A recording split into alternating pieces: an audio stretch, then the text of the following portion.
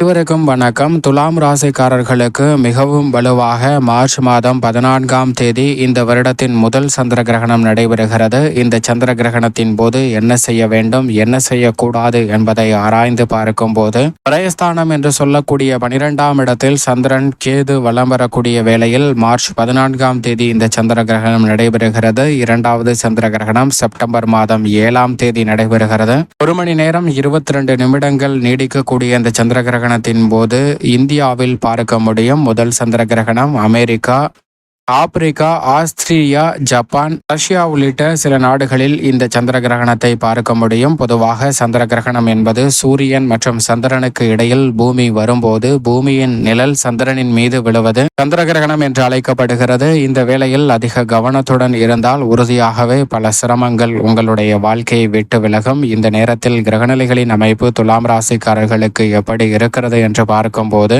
உறுதியாகவே விரயத்தில் சந்திரனும் மோட்சக்காரகரான கேதுவும் பலம் வந்து கொண்டிருக்கின்றன. யோகஸ்தானத்தில் ராகவும் ராசியின் உச்ச அதிபதியாக இருக்கக்கூடிய சுக்கிரன் உச்சம் பெற்று வலம் வருகிறார். ராசியின் அதிபதியான சுக்கிரன் உச்ச அதிபதியாக இருக்கக்கூடிய சனி பூர்வ புண்ணியஸ்தானத்தில் சூரியனுடன் இணைந்திருக்கிறார். மேலும் 6ஆம் இடத்தில் நீச்சமும் வக்ரமும் பெற்று புதன் வலம் பெறுகிறார். இந்த வேளையில் 9ஆம் இடமான பாக்கியஸ்தானத்தில் செவ்வாய் வலுவாக வீற்றிருக்கிறார். அஷ்டமத்தில் குரு இருக்கிறாருங்க. இப்படி மற்ற கிரகநிலைகளின் அமைப்பு இருக்கும் போது சந்திர கிரகணம் நிறைவடைந்ததற்கு பிறகு அதிரடியான பல மாற்றங்கள் தங்களுடைய வாழ்வில் உறுதியாகவே ஏற்பட போகிறது. எனவே இந்த சந்திர கிரகணத்தின் போது உறுதியாகவே துலாம் ராசிக்காரர்கள் செய்யக்கூடாதவையாக எவையெல்லாம் பார்க்கப்படுகின்றன என்று பார்க்கும்போது, கிரகணத்தின் போது மிக முக்கிய முடிவுகள் எடுப்பது, சுப நிகழ்வுகளை திட்டமிடுதல் போன்றவற்றை நிச்சயமாக தவிர்க்க வேண்டும். சுப காரியங்களை இந்த நேரத்தில் செய்வதை தவிர்ப்பது நல்லது. மட்டுமல்லாது சந்திர கிரகணம் நடைபெறும் போது உணவு சமைப்பது, உணவு அருந்துவது போன்றவற்றையும் தவிர்ப்பது நல்லதாக அமையும். கிரகணத்தின் போது